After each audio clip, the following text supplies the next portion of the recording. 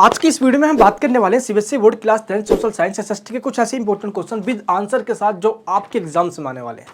आज ये क्वेश्चन सभी मैं आपको देने वाला हूं, प्लीज इस वीडियो को आप एंड तक देखना ताकि आपका एग्जाम जो 17 अक्टूबर को होने जा रहा है ये बहुत मस्त जाएगा आपका एग्जाम। लास्ट वीडियो के अंदर मैंने आपको इंग्लिश मीडियम में पीडीएफ शो किया था जिससे हिंदी मीडियम वाले बच्चों को दिक्कत हो गई थी। आज की इस वीडियो में मैं उन सभी स्टूडेंट्स की बात करने वाला हूं जो हमारे प्यारे भाई बहन दोस्त हिंदी मीडियम वाले भी हैं। तो इस वीडियो को आप एंड तक देखना, चाहे हिंदी मीडियम में हो या इंग्लिश मीडियम में हो। आज इन टॉपिक्स को मैं एक्सप्लेन भी कर दूंगा और जो आपका डाउट है क्या गारंटी है कि अगर हम यही हाईलाइट पॉइंट्स पढ़ के जाए हाईलाइटेड वाले और एग्जाम्स में ना आए। तो मैं आपको पहले ये बता देना चाहता हूँ, जो टीचर्स एसोसिएशन होते हैं उनकी एक मीटिंग कंडक्ट करवाई जाती है एग्जाम से पहले, और उसी के दौरान जितने भी टीचर्स होते हैं ये आप सीबीएसई बोर्ड के अंदर क्वेश्चंस को भेजते हैं, देन उनकी क्वेश्चंस को सिलेक्ट किया जाता है। तो जितने भी टीचर्स हैं उन सभी से यही पता चला कि यही पॉइंट सबसे ज़्यादा इंपॉर्टेंट है जो आपके एग्जाम्स के पर्पज से बनाए गए हैं। तो अभी जो आपका एग्जाम्स होने जा रहा है इसमें सबसे ज़्यादा जो क्वेश्चन होंगे वो इन्हीं हाईलाइटेड वाले पॉइंट से आने वाले हैं। इसलिए मैंने आपको ये बताया कि अगर आपको लगता है कि आपने कुछ नहीं पढ़ा या आपने पढ़ भी लिया है बट इतने अच्छे से आप प्रिपेयर नहीं हो पाए हो, तो टाइम बहुत कम है, तो इन हाईलाइटेड पॉइंट्स को ही आप अच्छे से कवर कर लीजिए। और ये पीडीएफ मैंने आपको दोनों मीडियम में दे रखी है। आपको वीडियो के डिस्क्रिप्शन बॉक्स में हाईलाइटेड पीडीएफ मिलेगी इंग्लिश मीडियम में और हिंदी मीडियम में, आप इसको डाउनलोड कर लीजिए। और इसके नीचे मैंने आपको एसएसटी के इंपॉर्टेंट क्वेश्चन विद आंसर दिए हैं जो मैंने आपको लास्ट वीडियो के अंदर बुक शो किया था। उस बुक का नाम था कुंद्रा एंड बाबा। इस बुक के अंदर से काफ़ी क्वेश्चंस आपके एग्जाम्स में आते हैं जो कि क्वेश्चन आंसर के रूप में ये बुक्स दी जाती है। तो आप इसको डाउनलोड भी यहाँ से कर सकते हो फ्री ऑफ कॉस्ट है, बट ये हिंदी मीडियम में है। लेकिन अभी मैं आपको कंसेप्ट को समझा देता हूँ जिससे कि हिंदी मीडियम या इंग्लिश मीडियम दोनों ही स्टूडेंट्स को समझ में आ जाए और आपका एग्जाम बहुत बेहतरीन तरीके से जाए और आप भी बोलो कि फर्स्ट टर्म तो निकल गया, अब बारी आती है सेकंड यानी कि एनुअल एग्जामिनेशन जो कि आपका बोर्ड एग्जाम्स होने वाला है। मैं कसम से कहता हूँ इस चैनल के जुड़ने के बाद आप सभी को social science, mathematics, science and Hindi, English जितने भी आपके सब्जेक्ट्स हैं दैट्स अप टू यू, आपके सभी सब्जेक्ट्स की प्रिपरेशन करवाऊंगा फ्री ऑफ कॉस्ट और वही क्वेश्चंस आपके एग्जाम्स में आएगा। बस आपका सपोर्ट चाहिए। हम जैसे छोटे लोगों को सपोर्ट नहीं करता। आज बड़े बड़े चैनल्स हैं, हम मेहनत करते हैं तो लोगों को लगता है यार ऐसे ही कर रहा है यार ये, लोग चले जाते हैं, वो सब्सक्राइब नहीं करते। आपका एक सब्सक्राइब मेरी मोटिवेशन को बढ़ाती है। अगर आप पहले पार्ट पे व्यूज़ नहीं देते तो क्या पता मैं ये भी वीडियोस नहीं लेकर आ पाता। तो आपसे रिक्वेस्ट करता हूँ, हाथ जोड़ कर प्रार्थना करता हूँ, रिक्वेस्ट है मेरी, प्लीज़ चैनल को सब्सक्राइब कीजिए। आप अपने क्लासमेट्स को इस वीडियो को शेयर कीजिए ताकि उनका भी फायदा हो सके। चलिए टॉपिक को अभी स्टार्ट करते हैं। आप देखोगे तो यहाँ पे जो फर्स्ट चैप्टर है मैं एक एक करके लेता हूँ। पहले हिस्ट्री की बात करेंगे, देन सिविक्स की, फिर जियोग्राफी एंड इकोनॉमिक्स की। मैं चारों पार्ट्स के इंपॉर्टेंट जो टॉपिक्स है मैं इनको अच्छे से एक्सप्लेन भी करने वाला हूं, मजा आ जाएगा। चलिए तो बने रहना एंड तक, एक एक टॉपिक को समझना है, स्किप मत करना प्लीज, रिक्वेस्ट करता हूं। यूरोप में राष्ट्रवाद का उदय, इसी पेपर के द्वारा जो कि सीक्रेट तरीके से प्रिंसिपल्स जो स्कूल को होते हैं उनसे मुझे मिल पाया है और आप सभी को मैं ये बताने जा रहा हूँ अभी। ये देखिए, यूरोप में राष्ट्रवाद का उदय। अब ये जो चैप्टर है ये सबसे बड़ा चैप्टर है आपके पूरे हिस्ट्री का, और स्टूडेंट्स इसमें ही दिक्कत लेते हैं भाई कि इसमें क्या पढ़ना है। तो क्यों ना मैं आपको जो इंपॉर्टेंट टॉपिक्स है मैं आपको हल्के से ब्रीफ में समझा दूं तो आपको कंसेप्ट समझ में आ जाएगा। और इस बार क्या है कि अगर आप एग्जाम में बनाकर लिख कर आ भी जाते हो, बस एक भी क्वेश्चन छोड़कर नहीं आना है, आपको टीचर अच्छे मार्क्स दे देंगे। तो कैसे, ये देखिए, जो आपका फर्स्ट चैप्टर है वो है the rise of nationalism in Europe. अब इस चैप्टर के अंदर आपको पढ़ना क्या है कि आपको ये चीज़ पता है यूरोप में राष्ट्रवाद का कैसे उदय हुआ, यानी कि राष्ट्र का उदय। सिंपल यहाँ पे क्या है, राष्ट्रवाद का उदय। देखिए, राष्ट्रवाद का मतलब क्या होता है? राष्ट्रवाद का मतलब होता है अपने देश से प्रेम करना। फर्स्ट चैप्टर को मैंने अपने इस वाले वीडियो के अंदर बहुत मस्त तरीके से पिक्चर्स में समझाया हुआ है जो कि आपको बिल्कुल मूवी की तरह लगेगा देखने में। आप इसको भी देख के अच्छे से समझ भी सकते हो। मैं फिर भी पॉइंट बताता हूँ। जैसे कि इस चैप्टर में से आपसे क्वेश्चन पूछ लिया जाए कि राष्ट्रवाद के उदय के क्या कारण थे, आखिर क्यों राष्ट्रवाद का उदय हुआ, तो राष्ट्रवाद का पहले मतलब आपको पता होना चाहिए। राष्ट्रवाद का मतलब होता है हम अपने देश से इतना प्रेम करते हैं कि अपने देश पे कोई भी आंच आ जाए तो हम देख नहीं पाएंगे। सेम यही कंडीशन इंडिया के साथ भी हुई थी। जब अंग्रेज भारत में आए थे तो पूरे भारतीय खड़े हो गए थे स्टार्टिंग में, बिना किसी का धर्म जाने, लैंग्वेज जाने। हम हिंदू, मुस्लिम, सिख, ईसाई सब भाई भाई मिलकर हम अंग्रेजों के खिलाफ लड़ाई कर रहे थे स्टार्टिंग में। वो बात की बात है, आगे चल के क्या हुआ, हिंदू मुस्लिम की दंगे हुए, पार्टीशन हुआ, वो तो बात की बात है। लेकिन जब स्टार्टिंग की बात रही थी 1857 से पहले की रिवोल्ट की, तो उस टाइम यही कंडीशन हुआ करती थी। तो अभी हम देखते हैं तो ये सारे पॉइंट्स आ जाते हैं हमारे ध्यान के अंदर। पहला क्या है, सामंतवाद, यानी कि जो फ्यूडलिज्म है ये खत्म हो गया था।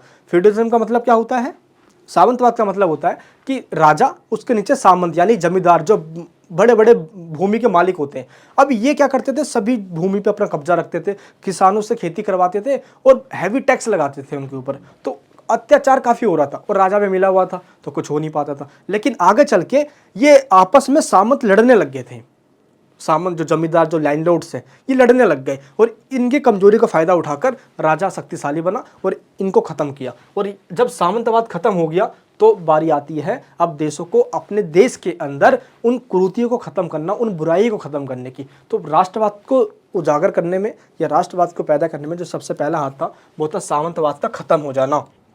आपको इतना समझ में आ गया है कि राष्ट्रवाद का मतलब होता है देश से प्रेम करना, और देश के प्रेम में जो बाधा आ रही है वो सामंतवाद का।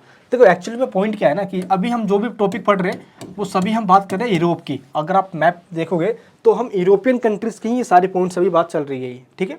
नेक्स्ट क्या है, धर्म सुधार आंदोलन हुआ और चर्च की जो प्रभुता थी उसको ख़त्म किया गया। होता क्या था दोस्त कि 14, 15 और 16 सेंचुरी, इन सेंचुरी का मतलब आपको समझ में आता है। जब भी बात करूंगा मैं 14 सेंचुरी की तो समझ लो मैं सन 1300 की बात कर रहा हूँ। 15 सेंचुरी का मतलब सन 1400 की बात कर रहा हूँ। अगर 16 सेंचुरी की बात कर रहा हूँ सन 1500 की बात कर रहा हूँ। इसका मतलब सिंपल ये होता है कि जब भी हम सेंचुरी की बात करेंगे तो उसका ईयर एक पहले होगा। दैट मीन्स अभी चल रही है 21st सेंचुरी, 21वीं शताब्दी चल रही है, तो सन कौन सा चल रहा है, 2000 सन चल रहा है, यही चल रहा है ना, 2022 चल रहा है इस टाइम। तो ये होता है, ठीक है, बस एक पीछे होता है। अब बात करते हैं हम कि जो 14 और 15 और 16 सेंचुरी था, इस टाइम क्या होता था, यूरोपियन कंट्रीज़ के अंदर इंग्लैंड, फ्रांस, स्पेन, पुर्तगाल, ये सब यूरोपियन कंट्रीज़ है, सभी देशों के ग्रुप को मिलाकर एक यूनियन बना हुआ है। आपस में नहीं होते, हम आपस में मिलकर एक बंदे बना लेते हैं स्कूल के अंदर, वो पूरे बंदे बनाते हैं, भाई ये उसका गैंग है, ये उसका गैंग है। ऐसे यूरोपियन जो कंट्री है ये देशों का गैंग है, और इस देशों में लगभग टोटल 27 कंट्रीज़ आते हैं। और इन 27 कंट्रीज़ में जब उस टाइम बना था ये, तो उस तरीके से हुआ क्या, यहाँ पे जो चर्च है उसका बोलबाला हुआ करता था।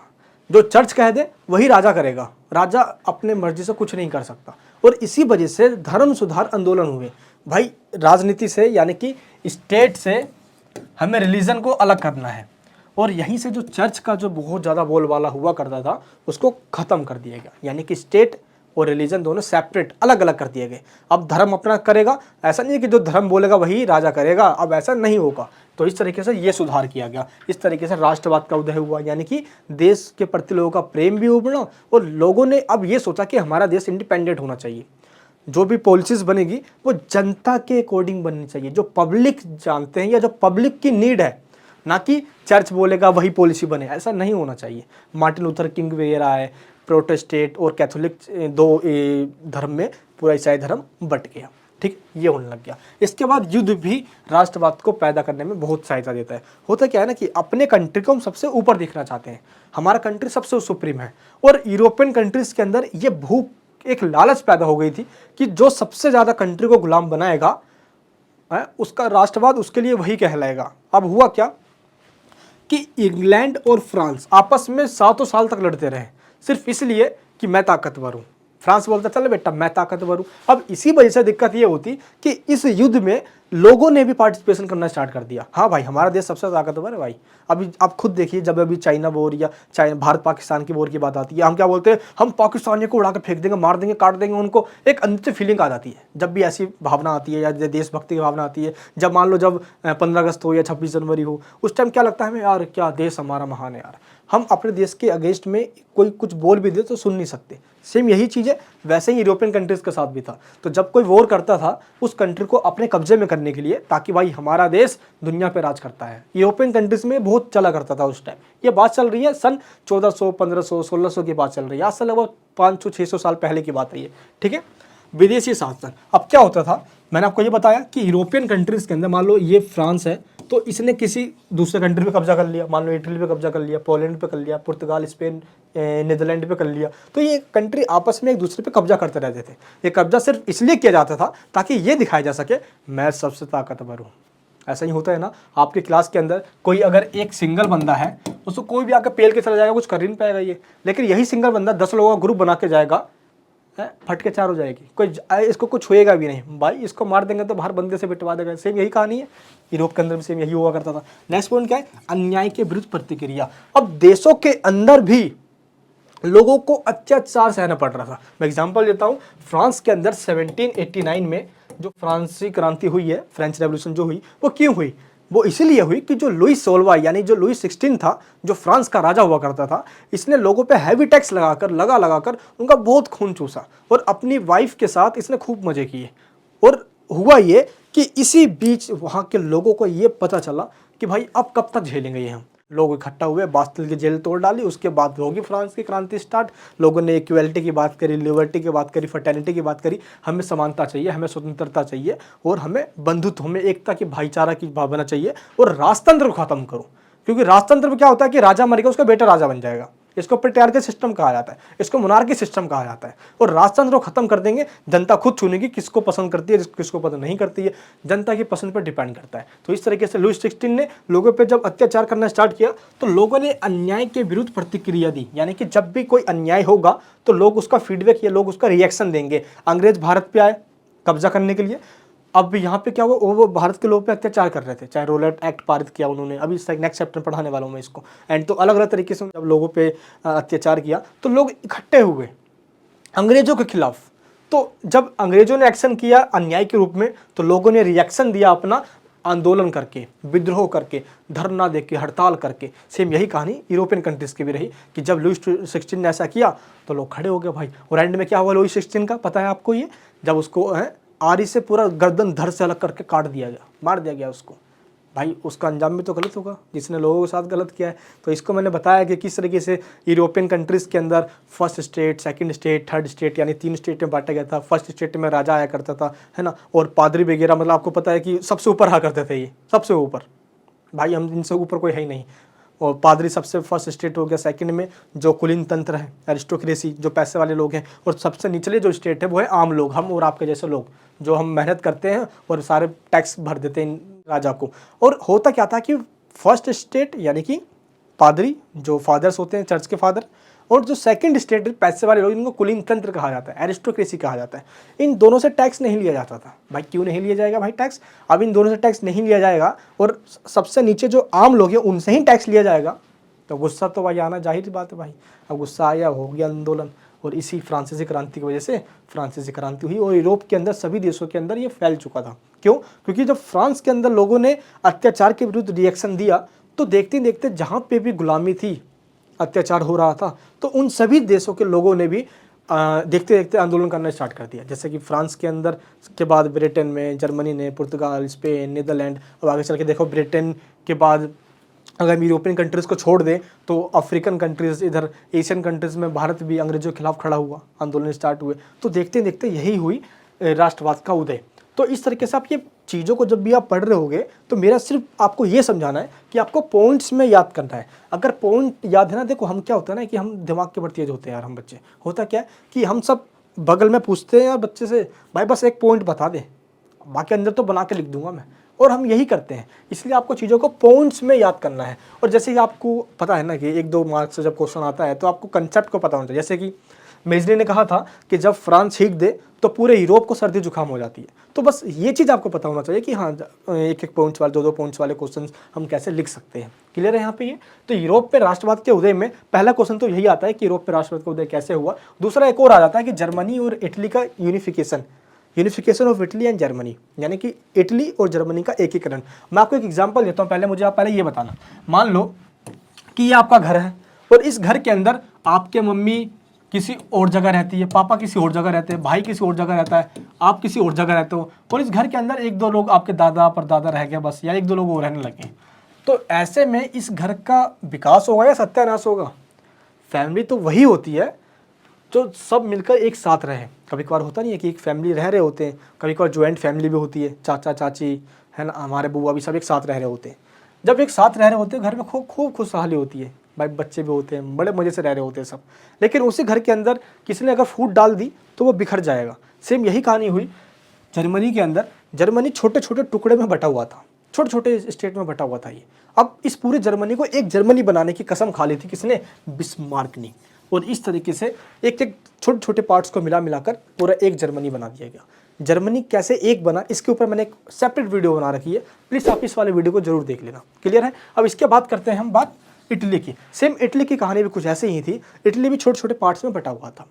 यहाँ पे चैलेंजेस ये थी कि इसको कैसे एक किया जाए, इसलिए आगे चल के ऑस्ट्रिया को इटली में मिलाया गया उसके बाद फ्रांस ने भी इटली पे अपना कब्जा कर रखा था। दिक्कत आ रही थी भाई कि इटली को ये कैसे किया जाए, क्योंकि फ्रांस का कब्जा इटली के ऊपर हो रखा था। नेपोलियन ने भी पूरी इटली को जीत लिया था।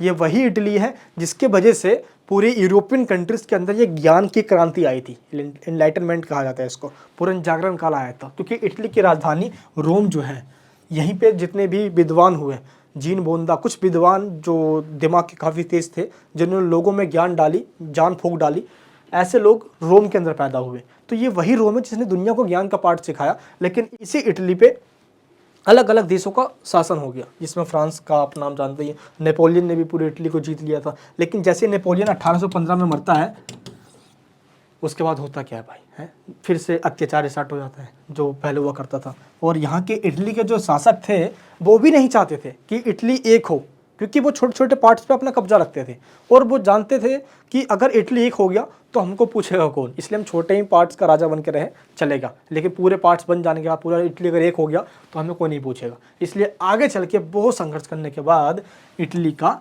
एकीकरण हुआ, यानी कि सभी छोटे छोटे पार्ट्स को मिलाकर पूरा एक इटली बन गया। और जर्मनी में पर्सिया को मिला दिया गया और पूरा एक जर्मनी बन गया। इस तरह जर्मनी और इटली एक हो गया। लेकिन इसको मैंने और डीपली तरीके से बिल्कुल पिक्चर के साथ समझाया हुआ है अपने इन वीडियोस के अंदर, जरूर देखना ताकि टॉपिक्स आपका और क्लियर हो जाए। एक दिन के अंदर मैं पूरी सिलेबस को समझाने बैठ गया अभी तो लगभग 10-12 घंटे लगेंगे, और इतना टाइम है नहीं मेरे दोस्त आप सभी के पास, इसलिए मैं आपको अभी हल्के में समझाते जा रहा हूँ। नेक्स्ट चैप्टर है आपका भारत में राष्ट्रवाद, यानी कि यूरोप में राष्ट्रवाद के बाद अब हम भारत में आ गए हैं। अब सेम यही कहानी आपको बताता हूँ मैं। राष्ट्रवाद ये भी यूरोपियन वाली ही है। यूरोप के अंदर बस उस देश के अंदर उसी देश के राजा लोगों पे कब अत्याचार कर रहे थे। फ्रांस के अंदर लुई 16 उसी देश का है और अपने ही देश के लोगों पे अत्याचार कर रहा है, हैवी टैक्स लगाकर। और भाई अब जो कमाता ही 10 रुपये है वो 100 रुपये टैक्स कहाँ से देगा भाई? वह परिवार कहाँ से पालेगा? अपने बाल बच्चों को, बीवी को कहाँ से घुमाने लेकर जाएगा भाई, है उसको अपनी बीवी की ख्वाहिशें कहाँ से पूरी करेगा? सिर्फ बेड हिलाने से काम नहीं चलता ना यार। तो ये अब होगा क्या? तो लोगों ने इसलिए अत्याचार भी किया। अब इस अत्याचार के वजह से लोग इकट्ठे हुए, आंदोलन कर दिया। तो सेम यही तरीका भारत के अंदर भी हुआ। जब कोई विदेशी भारत के अंदर आके लोगों पे अत्याचार करेगा तो चाहे ये लोग किसी भी धर्म के हो, इंडियंस, कि सभी लोग इकट्ठे होकर इसके अगेंस्ट में खड़े हो जाएंगे। और ये है अंग्रेज और ये है इंडियंस। तो इस तरीके से भारत के अंदर भी राष्ट्रवाद का उदय हुआ। लेकिन इस राष्ट्रवाद के उदय में हमें कुछ ऐसे लोगों की ज़रूरत थी जो भारत के लोगों में जान फूंक डाले, क्योंकि लोगों को जब तक सही डायरेक्शन नहीं मिलेगा वो खड़े ही नहीं होंगे। उनको क्या पता भाई हमें कब क्या बोलना है, कहाँ जाना है, किसके अगेंस्ट में क्या बोलना है, लिबर्टी क्या होता है, इक्वलिटी क्या होता है, जस्टिस क्या होता है। तो यहीं पर बात आती है हमारे बापू जी का, यानी कि 1915 में साउथ अफ्रीका से गांधी जी भारत में वापस आ गए थे। हुआ ये कि गांधी जी साउथ अफ्रीका गए थे काले और गोरे में जो भेदभाव हो रही थी उसको ख़त्म करवाने के लिए। तो गांधी जी ने वहाँ पे जो अपना कंट्रीब्यूशन दिया था, जो उन्होंने अपना वहाँ पे योगदान दिया था, उसकी बातें पूरी विश्व भर में हुई। तो गांधी जी वहीं पे फेमस हो गए थे, वहीं पे हीरो बन गए थे। क्योंकि एक कहानी आपको बताता हूँ, जब गांधी जी, आपको नहीं सुना भी होगा ये, जब गांधी जी साउथ अफ्रीका जा रहे थे तो उस टाइम जिस बोगी में बैठे हुए थे वो उसी टाइम उस बोगी के अंदर अंग्रेज भी बैठे हुए थे। अब भाई अब एसी क्लास में बैठ जाएंगे वहाँ पे, और गांधी की थोड़ी चमड़ी काली हुआ करते थे उस टाइम अंग्रेजों के मुकाबले। तो भाई अब हुआ ये कि उसी टाइम गांधी जी को उस बोगी से बाहर फेंक दिया गया। गांधी जी ने बोला तुमने मुझे ट्रेन से बाहर फेंका है तो मैं पूरे भारत से बाहर फेंक दूंगा मैं। और जब गांधी जी भारत वापस आए 1915 में, और उसी टाइम 1915 के बाद भाई गांधी जी रुके नहीं है। चंपारण, सबसे पहले बिहार में आंदोलन किया, चंपारण का आंदोलन 1916, 17 खेड़ा, अहमदाबाद, इन तीनों आंदोलन को मिलाकर हुआ सत्याग्रह आंदोलन, जिन्होंने अंग्रेजों को पूरी नींव हिला दी। चंपारण के अंदर नील की खेती के लिए हुई, इंडिगो। उसके बाद खेड़ा के अंदर जो कपड़ा, अब वहाँ पे क्या होता है ना कि जो फसल होती है वो ख़राब हो गई थी पूरी किसानों की, तो भाई बेचारे वो टैक्स कहाँ से देंगे, तो उनके टैक्स को माफ़ी लेकर गांधी ने खेड़ा में किया। फिर अहमदाबाद में आते हैं तो अहमदाबाद के अंदर जो कपड़ा मिल मजदूर थे, अब उनके लिए बोनस की डिमांड। तो अलग अलग तरीके से चंपारण में, खेड़ा में और अहमदाबाद में, इन तीनों जगह जो आंदोलन हुआ इसको ही सत्याग्रह कहा जाता है। और इस सत्याग्रह के अंदर अंग्रेजों की पूरी नींव हिला दी और गांधी जी की जीत हुई। तो इस सत्याग्रह से ही एक तरीके से आप कह सकते हो कि गांधी जी भारत के अंदर अपनी नींव बना चुके थे, और देशों के सामने जितने भी लोग हैं अब उन सबको एहसास हो गया था कि हमारा एक मसीहा आ चुका है। जैसे नहीं होता है कि जब एक लड़के को गुंडे छेड़ रहे होते हैं तो उधर से बाइक लेकर कूदता है एक हीरो, उसकी एंट्री होती है और मूवी का सीन ही बदल जाता है। सेम यही है उस गांधी जी को समझ लीजिए अब हीरो के तरीके से। ऐसे तो हीरो एक नहीं, अनेक भारत के अंदर रहे, सुभाष चंद्र बोस रहे, है ना, काफ़ी भगत सिंह जी रहे, काफ़ी से रहे, लेकिन गांधी जी को यहाँ पे एक चैप्टर में हाईलाइट किया हुआ है, तो इसीलिए हम गांधी जी को पहले पढ़ रहे हैं यहाँ पे। तो सत्याग्रह हुआ। अब दोस्त हुआ ये कि वर्ल्ड वॉर फर्स्ट चल रहा था 1914 से लेकर 1918 तक, और वर्ल्ड वॉर फर्स्ट जब चल रहा था तो उस टाइम पे अंग्रेज़ों ने भारतीय सिपाहियों से हेल्प मांगी थी कि भाई जो इंडियन जो आर्मीज़ है, जो सिपाही हैं, वो हमारी हेल्प करो। ब्रिटेन जब वॉर कर रहा था, क्योंकि ब्रिटेन भी वर्ल्ड वॉर फर्स्ट में शामिल था, तो हमने भाई हेल्प करी, और इन्होंने ये कहा था कि वर्ल्ड वॉर फर्स्ट में तुम हमारी हेल्प करो, हम तुम्हें आज़ादी दे देंगे, और ऐसा कुछ इन्होंने किया नहीं। तो जब ब्रिटेन वर्ल्ड वॉर फर्स्ट में बिजी था तो उस टाइम इंडियंस उसको प्रॉब्लम ना दे, इसलिए उसने एक कानून पास किया था, जिस कानून का नाम कहता है रोलेट एक्ट।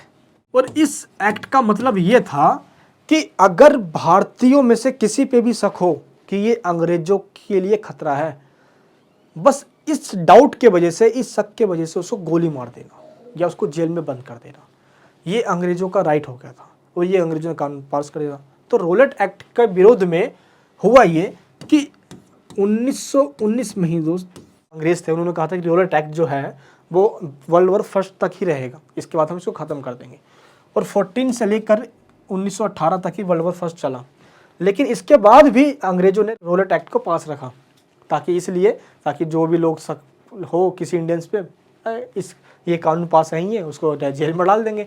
अंग्रेजों को ये फ़ायदा लगा इससे, लेकिन गांधी जी का कहना था इसको ख़त्म करो, वर्ल्ड वॉर फर्स्ट ख़त्म हो चुका है अब, लेकिन गांधी जी भाई अब कह रहे और अंग्रेज इसको ख़त्म कर नहीं रहे। और इसी बीच 13 अप्रैल 1919 को रोलेट एक्ट के विरोध में सभी अमृतसर, आपको पता है ना, वहाँ पे सब लोग खड़े हुए थे इसके अगेंस्ट में। और उसी टाइम हुआ जो जलिया बाग है, अमृतसर में जलिया बाग, वहाँ पे जब खड़े हुए थे सारे लोग, तो रोलेट एक्ट का विरोध कर रहे थे वो। और सैफुद्दीन किचलू और डॉक्टर सत्यपाल, ये दोनों लोग जो पंजाब के बहुत प्रसिद्ध नेता थे, इनको गिरफ्तार कर लिया गया था।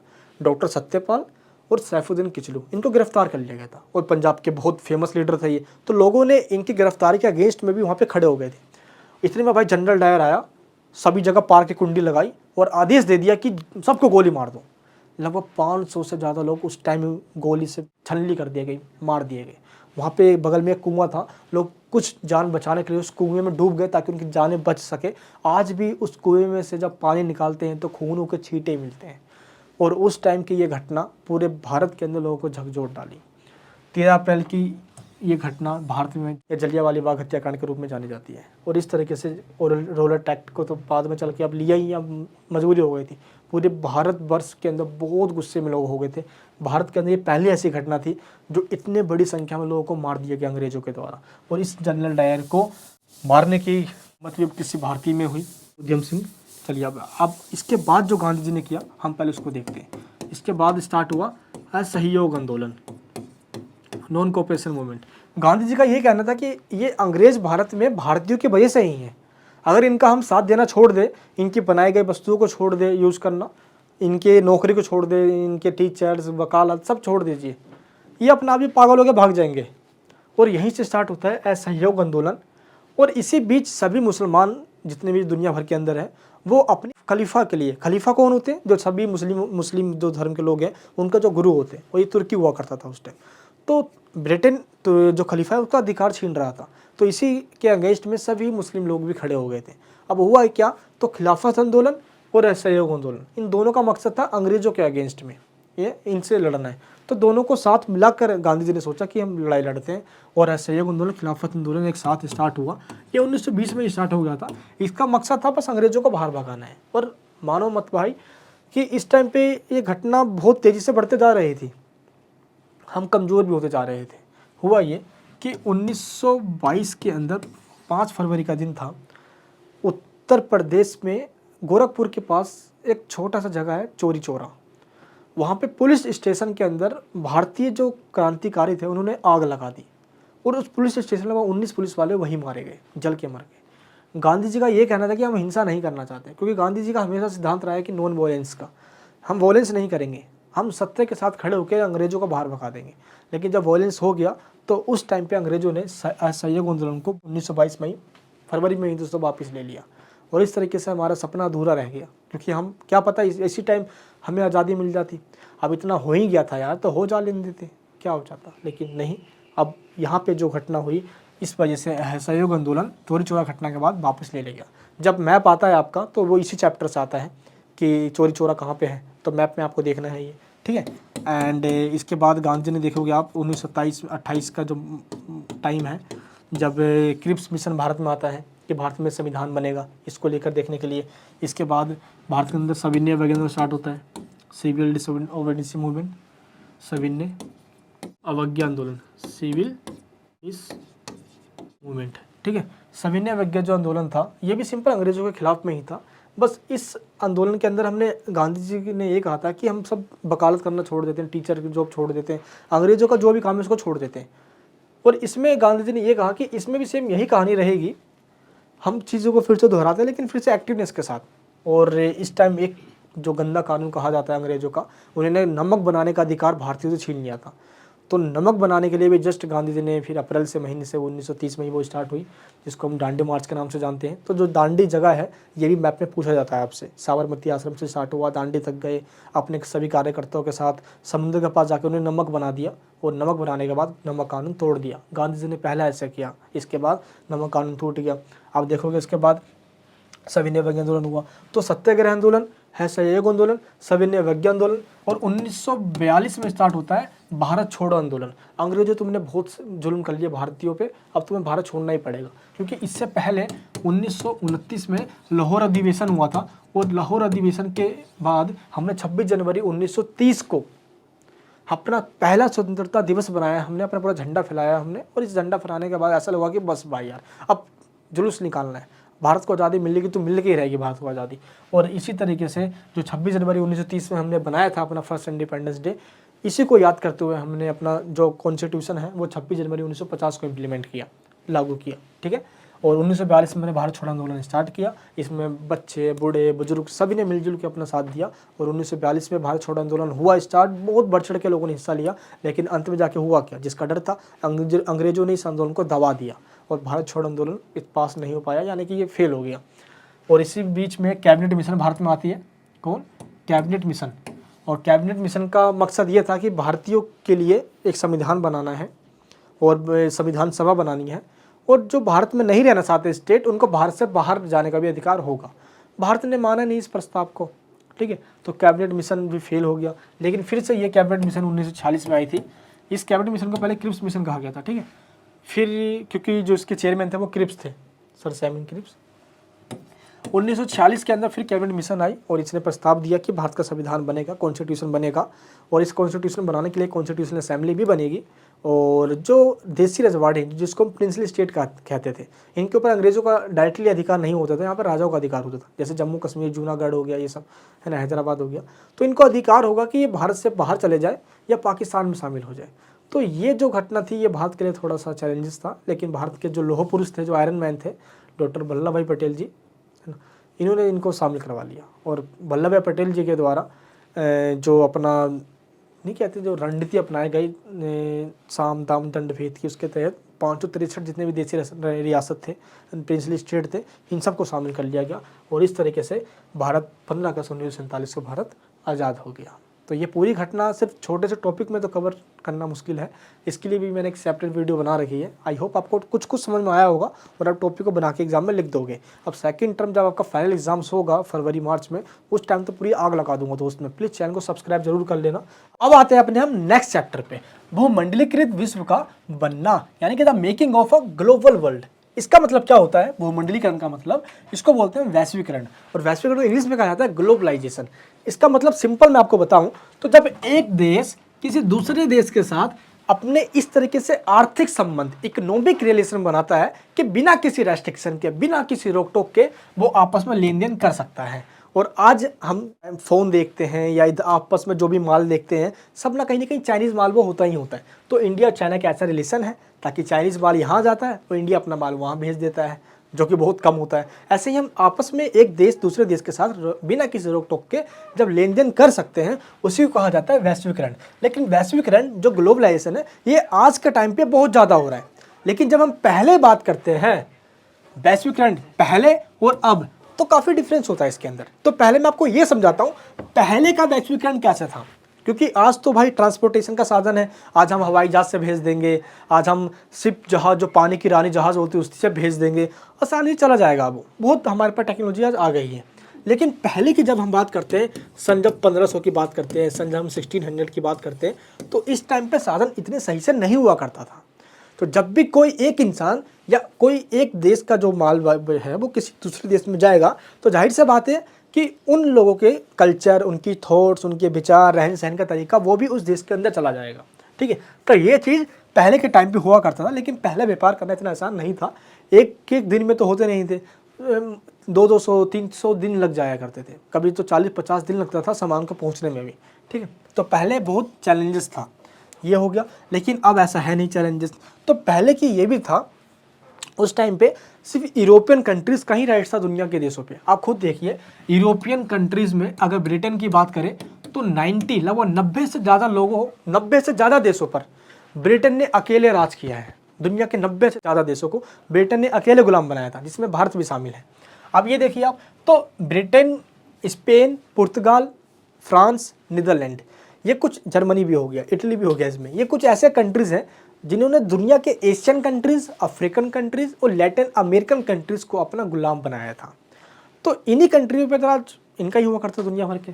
तो देखेंगे पहले हम, जैसे कि ब्रिटेन ने भारत में गुलाम बनाया भाई, भारत में आकर, तो ये जहाँ पे भी जाते तो ट्रेड तो करते, बट अलग अलग ही कानून भी बनाते। तो इस चैप्टर के अंदर से जो जो पूछा जा सकता है आपसे, जैसे कि अनकानून, कॉर्न लॉज जो था, ये 19वीं सेंचुरी में बनाया गया एक ऐसा कानून था जो ब्रिटिश पार्लियामेंट, यानी कि ब्रिटेन की जो संसद है, संसद किसे कहते हैं, जहाँ पे कानून बनाया जाता है, तो ब्रिटेन की संसद के द्वारा कानून बनाया गया था, जिसको कहा जाता था कॉर्न लॉज, अनकानून। अनकानून का मतलब क्या था कि जो ब्रिटेन है, यानी जिसको हम इंग्लैंड कहते हैं, ये जो भी अनाज है, चावल, गेहूँ, जो भी अनाज वगैरह है, ये अपने देश में ही खुद ही पैदा करेगा, बाहर से कुछ भी नहीं मंगाएगा। समझ में आ गया आपको? अनकानून का मतलब ये था कि ब्रिटेन के लोग अब बाहर, यानी ब्रिटेन के बाहर के देशों से अब कुछ भी नहीं खरीदेंगे, अब जो भी अपने देश में ही है हम सिर्फ उसी को यूज़ करेंगे, ताकि जो ब्रिटेन के इंडस्ट्रियलिस्ट हैं, जो ब्रिटेन के जो उद्योगपति, बिजनेसमैन हैं, उनको फ़ायदा हो, बाहर से नहीं मंगवाएंगे भाई। लेकिन ये कानून ज़्यादा दिन तो चल नहीं पाया। क्यों नहीं चल पाया ज़्यादा दिन तक? अब हुआ ये कि ब्रिटेन के अंदर अगर इतने से ही सामान बचे हैं और ख़रीदने वाले इतने सारे लोग हैं, तो इतने से सामान को बेचने के लिए अब क्या होगा, जब डिमांड बढ़ जाती है ना, तो उसका प्राइस बढ़ा दिया जाता है। अब मान लो कि मेरे को ये बोतल बेचना है और मेरे पास ये एक ही बोतल है और इसको ख़रीदने वाले 10 लोग हैं। अब मैं बोलूँगा भाई ये बोतल मैं उसको ही बेचूंगा जो मेरे को 100 रुपये देगा। अब कोई बोलेगा हाँ अरे 100 क्या 150 दे दिया मैंने। मैं बोलूँगा अच्छा बेटा भाव बढ़ रहा मार्केट में, मैं लूँगा अब 400 रुपये। 400 कौन देगा?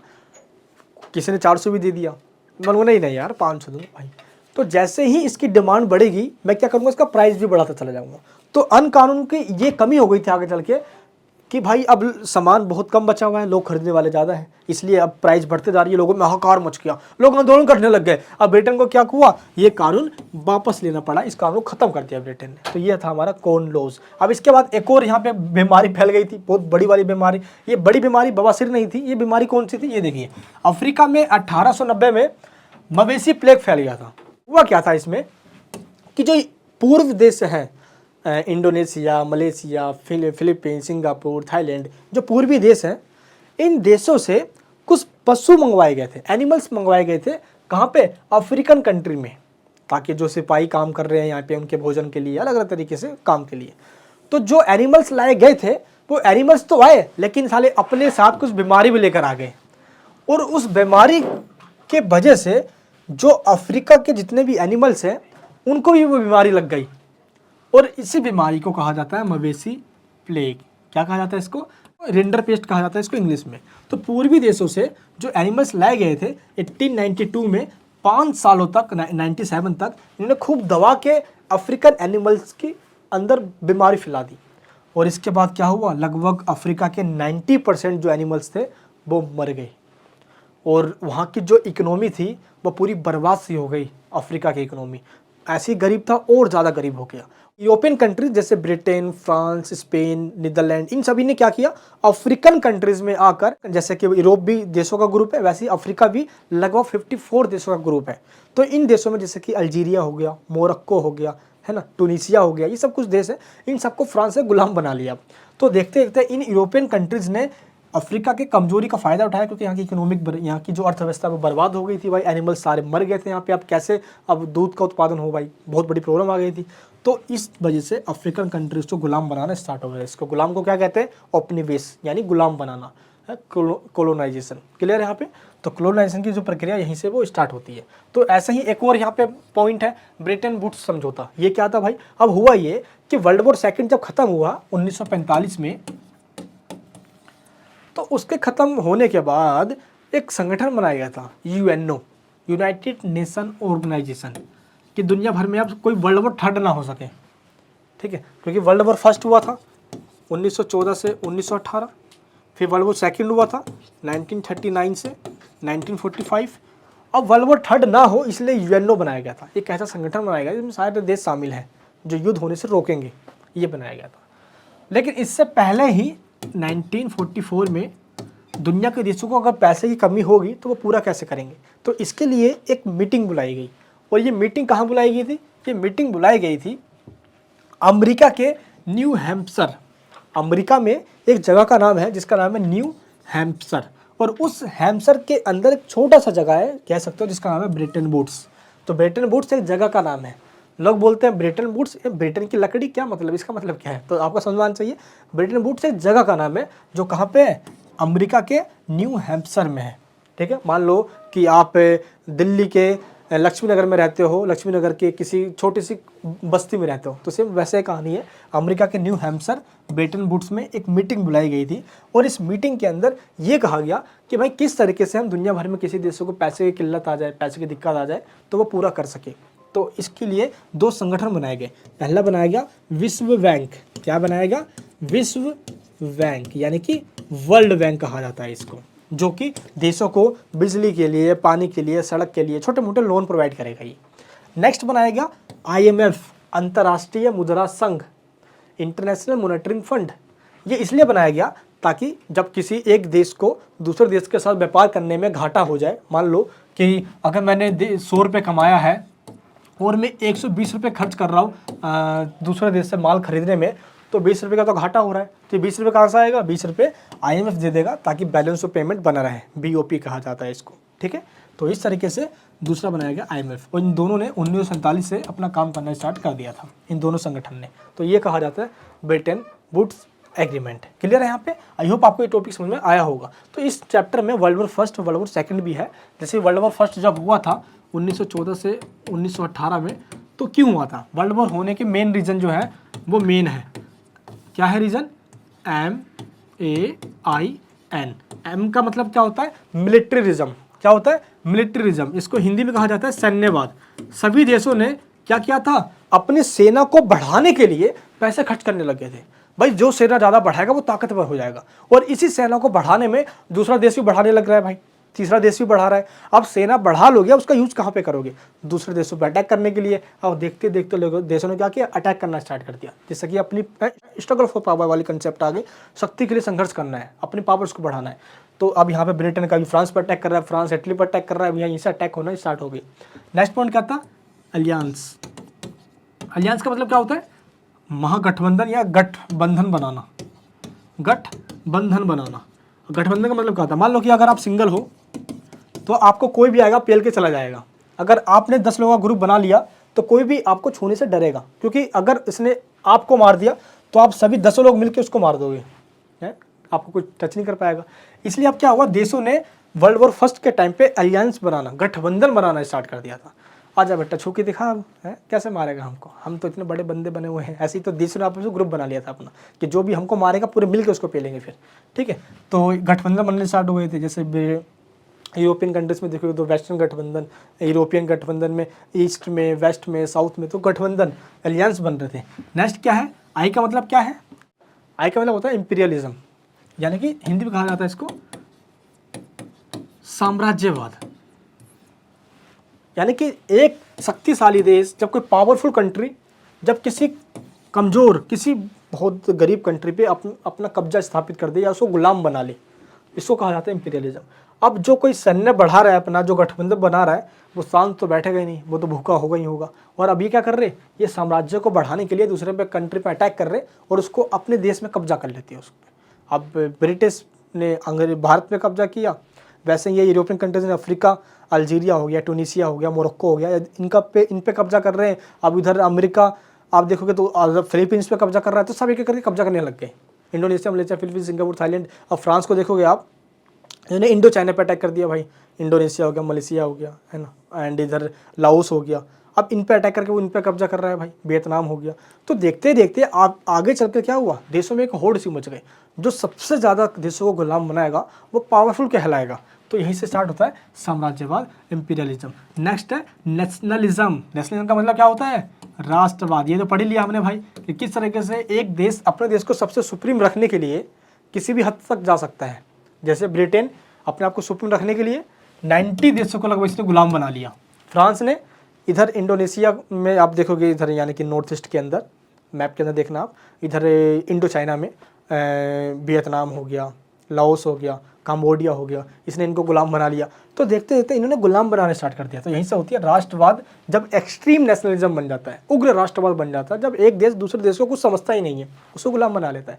यहाँ पे समझ में आ गया आपको। तो जब भी पूछा जाए कि वर्ल्ड वॉर फर्स्ट के रीजन्स क्या है, तो ये 4 रीजन्स हैं। पहला है एम का मतलब, अरे मनीष वर्मा, नहीं मेरे दोस्त लिख मत देना, ये सैन्यवाद यानी कि मिलिटरिज्म। ए का मतलब क्या है, अलियांस यानी गठबंधन बनाने लग गए थे देश। आई का मतलब क्या है, इंपीरियलिज्म, साम्राज्य बनाने लग गए थे लोग, साम्राज्य खड़ा करने के लिए दूसरों पर अटैक करने लग गए थे लोग, पगला गए थे। एंड मतलब क्या है, राष्ट्रवाद, नेशनलिज्म, एक्सट्रीम नेशनलिज्म। अब हमारे देश के सामने कुछ है ही नहीं, जो भी है हम ही है। लेकिन वर्ल्ड वॉर जब फर्स्ट हुआ, ये तो 4 रीजन है ये मेन, लेकिन जो सबसे बड़ा रीजन है वो ये है कि ऑस्ट्रिया के राजा थे, ऑस्ट्रिया के राजा जिसका नाम था फर्डिनेंड। ये सर्बिया घूमने गए थे अपने वाइफ के साथ, पूरा हाथ में हाथ डाल के, और यहीं पे इनका मर्डर कर दिया गया था। सर्बिया ब्रिटेन का दोस्त था और सर्बिया चल गया ब्रिटेन के पास। ऑस्ट्रिया बेचारा अकेला पड़ गया, तो ऑस्ट्रिया आ गया हंगरी के पास, जर्मनी के पास, और इन तीनों ने ग्रुप बना लिया अपना, और ब्रिटेन और ऑस्ट्रिया में हो गया लड़ाई, वर्ल्ड वॉर फर्स्ट स्टार्ट हो गया। आया समझ में आपको। तो इस तरीके से ये हुआ वर्ल्ड वॉर फर्स्ट। जब कोई भी वॉर होता है, मान लो कि 2 जने के बीच में युद्ध हो जाए, ये ताकतवर है, वो बेचारा कमजोर है, अब इन दोनों के बीच में वॉर हो जाएगा, मारा पीटा हो जाएगा, तो क्या होगा कि ये दोनों हार जाएंगे। देखो दोनों में जाहिर सी बात है, ये ताकतवर ये जीत जाएगा, लेकिन 2 घुसड़ तो ये जरूर मार देगा भाई, है ना। 2-4 घुसड़ तो मार ही देगा यार, बेशक कितना भी खून पीट ले, खून बून निकल जाए, लेकिन पीटेगा जरूर ये भी। तो सेम यही होता है, जब भी कोई वॉर होता है तो उसमें जन मतलब लोगों की हानि होती है, धन मतलब पैसे की बर्बादी होती है। तो लगभग देखोगे तो 2 करोड़ लोग वर्ल्ड वॉर फर्स्ट में मारे गए थे, जिसमें से 1 करोड़ 20 लाख लोग तो सिर्फ आर्मीज थे, सिपाही थे, उसमें 80 लाख लोग आम लोग थे, हम और आपके जैसे लोग थे। उनका क्या कसूर, बेचारे वो भी मारे गए। अब इस तरीके से काफ़ी बर्बादी हुई। यहाँ पे जर्मनी पे वर्साइल ऑफ ट्रीटी थोप दिया गया, ट्रीटी ऑफ वर्साइल कहा जाता है उसको, कि अब जब जर्मनी जो है वो अपनी सेना को बढ़ा नहीं पाएगा, उस पर 6 अरब पाउंड का फाइन लगा दिया गया कि जर्मनी अगर तू ऑस्ट्रिया का साथ नहीं देता तो ये सर्बिया पे अटैक नहीं करता। तो खाए तू साथ आया भाई, तू इसने तूने युद्ध करवाया, तो जर्मनी पर थोप दिया गया कि तेरे वजह से वर्ल्ड वॉर फर्स्ट हुआ है। और यहीं से पैदा होता है हिटलर की कहानी। वर्ल्ड वॉर सेकंड जो हुआ वो हिटलर की वजह से हुआ, वर्ल्ड वॉर फर्स्ट जो हुआ वो ऑस्ट्रिया, हंगरी और सर्बिया में जो मर्डर हुआ फर्डिनेंड का, उसकी वजह से हुआ। लेकिन मेन तो जो चीज़ जो पहले से तैयार हो रही थी वो ये थी भाई, ये सब तो कंसेप्ट पहले से चला आ रहा था। तो ये तो वर्ल्ड वॉर फर्स्ट हो गई। अब वर्ल्ड वॉर फर्स्ट 1918 में बंद हो गया, ख़त्म हो गया। अब इसी टाइम बनाया गया था लीग ऑफ नेशन, जिसको राष्ट्र संघ कहा जाता था। लीग ऑफ नेशन इसलिए बनाया गया था ताकि वर्ल्ड वॉर सेकंड ना हो। लेकिन क्या हुआ, 1939 में जर्मनी ने पोलैंड पर अटैक कर दिया। पोलैंड निकला ब्रिटेन का दोस्त। अब लो भाई, जैसे सर्बिया ब्रिटेन का दोस्त निकला था, वैसे पोलैंड ब्रिटेन का दोस्त निकला भाई। तो ये दोनों दोस्त थे। जर्मनी ने जैसे पोलैंड पर अटैक किया, पोलैंड चल गया ब्रिटेन के पास, देखो भाई जर्मनी ने हमें मार दिया है, ठोक दिया हमको। अब ब्रिटेन ने एग्रीमेंट कर रखा था कि पोलैंड पे अगर कोई भी अटैक करेगा तो ब्रिटेन उसका साथ देगा। तो ये ब्रिटेन और पोलैंड, अमेरिका, फ्रांस, ये आपस में मिल गए। जर्मनी अकेला पड़े, इसने जापान को अपने साथ मिला लिया, इटली को अपने साथ मिला लिया। तो ये कहलाई है मित्र राष्ट्र, ये कहलाए धुरी राष्ट्र, एक्सिस पावर, अलियांस पावर, इस तरीके से ये बन गए। तो जो एक्सिस पावर थे जिसमें जर्मनी, जापान, इटली शामिल था, अब इस तरीके से लड़ाई हुई, क्योंकि जर्मनी का मतलब हिटलर ने अटैक कर दिया था पोलैंड पे। तो 1939 में 1 सितंबर का दिन था जिस दिन ऐसा अटैक किया गया। और आगे चल के 1945 को 2 सितंबर को वर्ल्ड वॉर सेकंड खत्म होता है, क्योंकि हिटलर ने 30 अप्रैल का वो टाइम था जब सब कुछ तहस नहस कर दिया था। और वो अपने आप को उसने गोली मार के अपने भी आत्महत्या कर ली, अपने बीबी को भी मारा, खुद भी मरा। और ठीक दोस्त मरने से ठीक एक दिन पहले ही हिटलर ने अपनी बंदी से शादी करी थी, जो उसकी गर्लफ्रेंड थी उससे शादी करी थी, बताओ, मारा गया। तो इस तरीके से वर्ल्ड वॉर सेकंड ख़त्म हो गया। तो 1939 से लेकर 1945 तक वर्ल्ड वॉर सेकंड चलता है। और जैसे वर्ल्ड वॉर सेकंड ख़त्म हुआ, आपको जैसे मैंने वर्ल्ड वॉर फर्स्ट में बताया सेम यही कहानी हुई, काफ़ी लोग यहाँ पे मारे गए। ताकतवर जो था वो अमेरिका निकला, क्योंकि वर्ल्ड वॉर सेकंड ख़त्म नहीं हो रही थी। और वर्ल्ड वॉर सेकंड जब ख़त्म नहीं होती तो अमेरिका आया जापान पर अटैक करने के लिए, क्योंकि ब्रिटेन अमेरिका सब दोस्त थे। तो जर्मनी जापान सब दोस्त थे, तो जापान नहीं मान रहा था। तो जापान के 2 नगर हिरोशिमा और नागासाकी पे इसने परमाणु बम फेंक दिया। 1.5 लाख लोग वहीं मारे गए और आज तक उसकी पूरी नींव हिला दी, प्लेटें हिल गई। भूकंप सबसे ज़्यादा देखोगे जर्मनी, जापान, नेपाल में आते रहता है। वहाँ पे लोग आड़े टेढ़े पैदा होने लगे थे, बहुत तगड़ी सीन हो गई थी यहाँ पे तो यार जापान के अंदर। तो इस तरीके से जापान भी आखिरकार एंड में हार मानी गया जब इस पर एटम बम्स गिराए गए। आखिर ये हार मान जाता, अमेरिका ने बम इसलिए गिराया था ताकि दुनिया को ये पता चले कि अमेरिका सबका बाप है, सबसे पावरफुल अमेरिका है, इसलिए भी उसने अमेरिका ने बम गिराए थे। आई होप आपको ये टॉपिक समझ में आ गया होगा, वर्ल्ड वॉर फर्स्ट वॉर क्या था, फर्स्ट और सेकंड। नेक्स्ट किसी स्कूल के अंदर जो ये चैप्टर ये भी मिड टर्म एग्जाम में आ रहा है, ऐसा तो ये चैप्टर नहीं आ रहा, कई स्कूल में ये भी आ रहा है। तो मैं आपको ये बता देता हूँ हल्के में क्या है ये chapter. The age of industrialization, औद्योगिकरण का युग। 1750 से लेकर 1850 के बीच में इंडस्ट्रियल रेवोल्यूशन हुआ था। जो काम पहले हाथों से होता था अब वही काम अब मशीनों के द्वारा होने लग गया। क्यों ऐसा होने लग गया?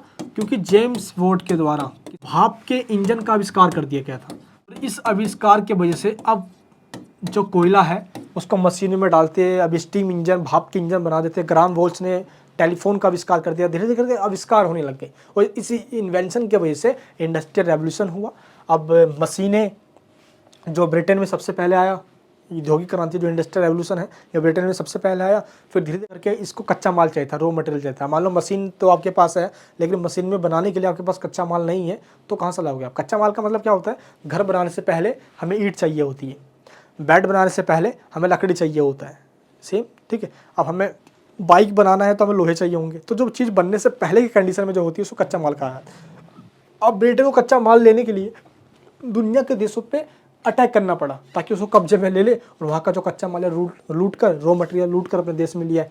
और यहीं से स्टार्ट होती है उपनिवेश की कहानी, यानी कि गुलाम बनाने की जो स्टोरी है वो यहीं से स्टार्ट होती है, उपनिवेशवाद, ठीक है। इसको उपनिवेशवाद कहा जाता है, कॉलोनाइजेशन। क्लियर है यहाँ पे? तो ये था हमारे ये चैप्टर। इसमें आपके पूछा जाएगा इंडस्ट्रियल रेवोल्यूशन का रीजन क्या है, ये ब्रिटेन में सबसे पहले क्यों आया? क्योंकि वहीं पे सबसे पहले आविष्कार हुए भाप इंजन वगैरह के, ठीक है। एंड इसका दुनिया के देशों पे क्या प्रभाव पड़ा और उपनिवेशवाद ही क्यों इससे बढ़ पाया। तो ये चीज़ आपसे इस वाले क्वेश्चन पूछा जाता है। तो जो मैंने आपको इंपॉर्टेंट क्वेश्चन और आंसर की PDF दिए, ये चीज़ उसमें आपको मिल जाएगा।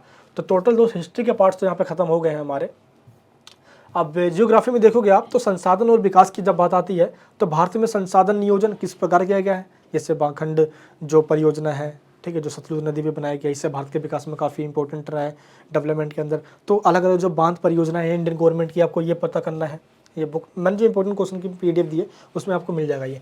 भूमि निम्नीकरण और संरक्षण उपाय, भूमि का कैसे बचाया जा सके, है ना। मृदा संसाधन, जो हमारे पास मिट्टी है, फर्टिलाइजर मिट्टी है तो काफ़ी अच्छे क्रॉप्स खेती हो सकती है उस पर, ठीक है। तो ज्योग्राफी के अंदर आप चीज़ों को बना के लिख सकते हो, बहुत ईजी होता है ज्योग्राफी। तो मेरी नज़र में वो काफ़ी ईजी है। वन और वन्य जीवन देखोगे आप तो भारत में वन और वन्य जीवन का संरक्षण, ये इंपॉर्टेंट है, एग्जाम में क्वेश्चन आता है इस पर। समुदाय और संरक्षण, ये काफ़ी इंपॉर्टेंट है, ठीक है। थर्ड चैप्टर में जल संरक्षण, ये तो बनाया जा सकता है यार। अब देखो कुएँ, नहर और पौंड वगैरह देखोगे आप तो लेक वगैरह हो गए, झील वगैरह, ये हमारे पीने के पानी के स्रोत हैं। अब यही नहीं बचेंगे तो कहाँ से पानी पियेंगे हम? 1% से भी कम बचा है पीने का पानी हमारे पास। तो जल संरक्षण हम कैसे कर सकते हैं, ये इस चैप्टर से पूछा जाता है आपको। वर्षा का जो पानी है, यानी जो बारिश का पानी होता है, हम उसको कैसे बचा के हम कैसे उसको रीयूज़ कर सकें। एवोपरेशन के टाइम पे काफ़ी इसमें कंसेप्ट है जो आपको इस चैप्टर में पढ़ना है। एग्रीकल्चर वाले चैप्टर में से आता है, कृषि के प्रकार आता है और खाद्य फसलें, जैसे कि जो अनाज वगैरह है, गेहूं, जो बाजरा, इनका फसल, जैसे गन्ना। एंड मैप जब इसमें से आता है तो सबसे ज़्यादा गन्ना कहाँ, जैसे उत्तर प्रदेश में, चावल कहाँ, तो ये चीज़ आपसे पूछा जाता है। तो इस चैप्टर से पूछा जाता है ये। मैंने आपको जो क्वेश्चन दिए उसमें सब कुछ आपको मिल जाएगा इसमें। सत्ता की साझेदारी में फर्स्ट चैप्टर में से जो आपके लिए इंपॉर्टेंट है वो है सत्ता का साझेदारी क्यों जरूरी है। इसमें से आपको एग्जांपल बता रहे हैं कि श्रीलंका में किस तरीके से सिंगली और तमिल 2 लैंग्वेज के लोग रहा करते थे और सिंगली वहाँ पे ज़्यादा थे तो तमिल पर अत्याचार कर रहे थे वो। तो सेम यही घटना हुई बेल्जियम के अंदर, जो कि डच और फ्रेंच के बीच में हुई। तो इन दोनों का एग्जाम्पल लेकर आपको बताना है कि अगर हम सभी कम्युनिटी को इक्वल तरीके से ट्रीट करेंगे तो कहीं पर ये घटना नहीं होगी, ठीक है। तो इसलिए सत्ता का साझेदारी यानी कि जो पावर्स हैं उनको इस तरीके से डिस्ट्रीब्यूट या बंटवारा किया जाए ताकि सभी को इक्वल, सभी को बराबर मिले। अगर मान लो आप अपने घर में 2 भाई बहन हो, ठीक है, और एक को लड़का है जो उसको बहुत ज़्यादा मिल दिया जाए, बहुत अच्छे से ट्रीट किया जाए, और लड़कियों को कुछ ना दिया जाए, तो लड़की अपने आप में रोने, अंदर अंदर उसकी आत्मा रोएगी। ऐसा ही होगा तो वो आगे चल के अपने पेरेंट्स पे भाई चिल्लाएगी, बोलेगी तुमने मेरे लिए किया ही क्या है, क्या किया है, एक घर पूरा फूट जाएगा। तो अच्छा ये होगा कि शुरू से ही लड़के लड़की दोनों को बराबर ही समझा जाए। इसीलिए सत्ता की साझेदारी इसलिए ज़रूरी है ताकि सभी को, चाहे किसी भी लैंग्वेज में, चाहे उनका लैंग्वेज कम हो, जो ज़्यादा बोलने वाले हो, सभी को इक्वल ट्रीटमेंट दिया जाए, नहीं इक्वल ही समझा जाए, है ना। भेदभाव करोगे वहीं पर दिक्कत आ जाएगी। तो सेकंड चैप्टर है भारत में संघवाद, यानी कि भारत में विकेंद्रीकरण, डिसेंट्रलाइजेशन ऑफ पावर्स की जब हम बात करते हैं तो भारत में विकेंद्रीकरण क्या है, मैं आपको पहले समझा देता हूँ। देखो, विकेंद्रीकरण का मतलब होता है सत्ता का बंटवारा, इसको इंग्लिश में कहा जाता है डिसेंट्रलाइजेशन। भारत के अंदर शक्तियों का बंटवारा इस प्रकार किया गया है कि सबसे पहले हमारे पास आते हैं सेंट्रल गवर्नमेंट, केंद्रीय सरकार, इसको बोला जाता है जैसे मोदी सरकार, पूरे भारत की सरकार है मोदी। इसके बाद है भारत में राज्य सरकार, इसके बाद है पंचायती व्यवस्था। तो भारत में शक्तियों का बंटवारा कर दिया गया है, ये है मेन। लेकिन शक्तियों का बंटवारा इसलिए भी क्या किया गया, काफ़ी ज़रूरी है क्योंकि भारत एक डाइवर्सिटी वाला कंट्री है, अलग अलग तरीके के यहाँ पे लोग रहते हैं। अब दोस्त हुआ क्या है यहाँ पे कि भारत में संविधान जो है कॉन्स्टिट्यूशन के अंदर लिस्ट बना दिए गए हैं। पहला है केंद्रीय सूची, इसको हम सेंट्रल लिस्ट कहते हैं। केंद्रीय सूची ऐसी सूची है जिसमें जितने भी सब्जेक्ट दिए गए हैं उस पर सेंट्रल गवर्नमेंट कानून बना सकती है। तो जब भारत का आज़ाद हुआ था, जब हमारा जो कॉन्स्टिट्यूशन जब इम्प्लीमेंट किया गया था, तो उस टाइम पे इसके अंदर टोटल जो सब्जेक्ट थे वो 97 थे, जिसको अब बढ़ाकर 100 सब्जेक्ट कर दिया गया है। जैसे कि रेलवे हो गया, एंड आर्मी हो गई, इंटरनेशनल यानी कि दूसरे देशों के साथ रिलेशन बनाना हो गया, है ना, डाक तार, इंटरनेट, ये सभी आते हैं सेंट्रल सूची में, यानी कि सिर्फ केंद्र सरकार कानून बना सकती है। नेक्स्ट है राज्य सूची। राज्य सूची में टोटल जब भारत का संविधान लागू हुआ था उस टाइम इसके अंदर जो हुआ करते थे वो हुआ करते थे 66 सब्जेक्ट। अब इसको घटाकर 62 सब्जेक्ट कर दिया गया है। जैसे एग्रीकल्चर हो गया, एजुकेशन हो गया, है ना, पुलिस हो गया, लैंड भूमि हो गई, इन सब के ऊपर कानून बनाने का अधिकार राज्य सूची का है, ठीक है। एजुकेशन को डाल दिया गया समवर्ती सूची के अंदर। नेक्स्ट सूची क्या है, समवर्ती सूची, स्टेट लिस्ट, सेंट्रल लिस्ट। अब नेक्स्ट क्या है, जिसे कॉन्क्रीट लिस्ट कहा जाता है, कॉन्क्रीट लिस्ट इंग्लिश में कहा जाता है, ठीक है। समवर्ती सूची में क्या है, इसके अंदर टोटल पहले हुआ करता था 47 सब्जेक्ट, अब बढ़ाकर 52 सब्जेक्ट कर दिया गया है। इसमें जैसे कि उत्तराधिकार का नियम कि भाई अगर संपत्ति में कोई नहीं है तो वो संपत्ति किसकी होगी, उत्तराधिकार का नियम, विवाह के नियम, एजुकेशन, ये सब डाल दिया गया समवर्ती सूची कॉन्क्रीट लिस्ट के अंदर। तो इन तीनों तरीके से लिस्ट बना दिया गया है ताकि कोई सेंट्रल और स्टेट गवर्नमेंट लड़ाई झगड़ा ना करे भाई कि इस पे कानून मैं बनाऊंगा, इस पे कानून मैं बनाऊंगा। तो भारत में इस तरीके से शक्तियों का बंटवारा कर दिया गया है, तो ये भी काफ़ी जरूरी है शक्तियों का बंटवारा करना। नेक्स्ट है जाति, धर्म और लैंगिक मसले। इस चैप्टर में जो मेन आपके लिए इंपॉर्टेंट है वो महिलाओं का है राजनीतिक प्रतिनिधित्व। आज भारत के संसद के अंदर महिलाओं का प्रतिनिधित्व देखेंगे, कंपैरिजन करेंगे तो काफ़ी कम है। क्यों कम है भाई, बढ़ना भी चाहिए क्योंकि सब जगह पुरुष ही हैं भाई, उनका ही बोल वाला रहता है। इसलिए भारत के लोकसभा और राज्यसभा के अंदर महिलाओं को भी 1/3 सीटें आरक्षित यानी कि रिजर्वेशन देना चाहिए, और ये बिल अभी तक पास नहीं हुआ है। तो ये चीज़ आप कह सकते हो इस चैप्टर में।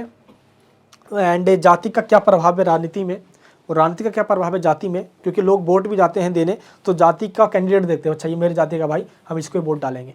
तो कास्ट पॉलिटिक्स काफ़ी है भारत के अंदर, और इसको हम शिफ्ट कर सकते हैं डेवलपमेंट के ऊपर। और एक चीज़ यहाँ पे आपको और देखना है, नारीवाद का कंसेप्ट, फेमिनिज्म।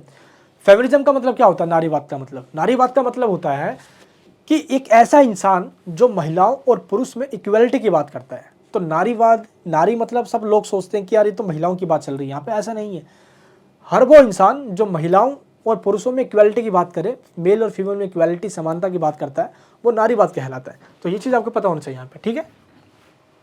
नेक्स्ट हमारे पास इकोनॉमिक्स है, काफ़ी इजी होता है इसमें, क्योंकि इसमें आपको राष्ट्रीय विकास, नेशनल डेवलपमेंट के बारे में बताना है। राष्ट्रीय विकास कब होता है? जब पर कैपिटा जो इनकम है देश के सभी लोगों की वो बढ़ती है। आज हम विकासशील इसलिए हैं क्योंकि यहाँ पे लोगों की जो इनकम है वो बहुत कम है। आज अमेरिका इसलिए विकसित है क्योंकि वहाँ पे जो लोगों की कमाने वाली जो इनकम है वो बहुत ज़्यादा है। तो ये डिसाइड होती है इनकम पे। वर्ल्ड बैंक ये डिसाइड करता है कि कौन सा देश विकासशील है और कौन विकसित है। आज वेस्टर्न कंट्रीज विकसित इसलिए माने जाते हैं, वहाँ पे नेचुरल रिसोर्सेज हैं, वहाँ पे अच्छी अच्छी टेक्नोलॉजी है जो हमारे पास अभी तक नहीं आ पाई है। इसी वजह से आज गरीबी भारत में ज़्यादा है। ठीक है, तो ये चीज़ आपको इसमें बताना है। तो दुनिया में 2 तरह के देश है, एक विकासशील डेवलपिंग कंट्रीज़ जिसमें इंडिया और तमाम Asian, African, Latin American countries आते हैं, और एक है डेवलप्ड कंट्री जिसमें Britain, France and European countries, America, Canada, ये सभी आ जाते हैं इसमें। ठीक है, नेक्स्ट देखोगे इसमें है, नेक्स्ट है विकास की धारणीयता। इसका मतलब क्या होता है? विकास की धारणीयता का मतलब, इसका मतलब होता है सस्टेनेबल डेवलपमेंट। जब आज की रिसोर्सेज को हम इस तरीके से यूज़ करें ताकि आने वाली जनरेशन भी इसको यूज़ कर सके। अगर आज इसको हम ख़त्म कर देंगे, मान लो आज हमने पेट्रोल ख़त्म कर दिया, तो आने वाली जनरेशन साइकिल पे घूमेगी, हम तो बाइक के मज़े ले लेंगे, कार के मज़े ले लेंगे। इसलिए हमें पेट्रोल को इस तरीके से यूज़ करना चाहिए भाई। ठीक है, तो धारणीयता का विकास, सस्टेनेबल डेवलपमेंट आने वाली जनरेशन को ध्यान में रखते हुए। सेकंड चैप्टर में से प्राथमिक क्षेत्र, द्वितीयक क्षेत्र और तृतीयक क्षेत्र, ये देखना है आपको। प्राथमिक में क्या आता है? एग्रीकल्चर वगैरह, जो कृषि जो है वो प्राथमिक में आता है। द्वितीयक में जो मैन्युफैक्चर वगैरह हो जाते हैं, ठीक है, मैन्युफैक्चर वगैरह इसमें डाल सकते हो। और तृतीयक में आ जाते हैं एजुकेशन हो गया, बैंक हो गया, इंडस्ट्री हो गई, वो इसमें आ जाते हैं। ठीक है, तो इस तरीके से आपको ये देखो, जब भी आप, मैंने आपको जो PDF दिया है डिस्क्रिप्शन बॉक्स में, अगर आपने एक बार इसको डाउनलोड करके अच्छे से रीड कर लिया, आपका एग्जाम बहुत अच्छी तरीके से जाएगा। तो हाईलाइटेड वाली PDF को डाउनलोड कीजिए, उन टॉपिक को अपने एनसीईआरटी बुक से कवर कीजिए। और ये हिंदी मीडियम में कुछ PDFs दिए मैंने, सिविक्स, हिस्ट्री, ज्योग्राफी और इकोनॉमिक्स की, इनको डाउनलोड करके अभी आप इसको रीड कर लीजिए। आई होप आपको ये वीडियो समझ में आई होगी। मेरे दोस्त, इस वीडियो में जितने भी मेहनत कर रहा हूँ मैं सिर्फ आपके लिए कर रहा हूँ। मिड टर्म एग्जाम आपका अच्छा जाए बस। सेकंड टर्म यानी जो एनुअल एग्जाम होंगे, आप फाइनल एग्जाम, उसमें तो पूरी आग लगा दूंगा, फाड़ दूंगा आपके लिए, टेंशन मत लीजिए यार आप। प्लीज़ इस चैनल को सब्सक्राइब कीजिए अभी के अभी, बेल आइकन ऑन कीजिए। और अभी आपके मैथमेटिक्स, जो भी आपके एग्जाम्स बचे हुए, जितने भी सब्जेक्ट के, साइंस से हिंदी, इंग्लिश, सभी सब्जेक्ट के दोस्त वीडियोस आपके इस चैनल पे आने वाली है। मैं मिलूंगा आपसे नेक्स्ट वीडियो के अंदर। अपना प्यार वही बनाए रखना, अभी के अभी सब्सक्राइब कीजिए और इस वीडियो को अपने क्लासमेट के साथ शेयर कीजिए। ये वीडियो कैसे लगी मुझे कमेंट्स बॉक्स में जरूर बताइए, ताकि मेरी मोटिवेशन बढ़े और ऐसी वीडियोस में आपके लिए और जल्द से जल्द लेकर आऊँ। जय हिंद, जय भारत।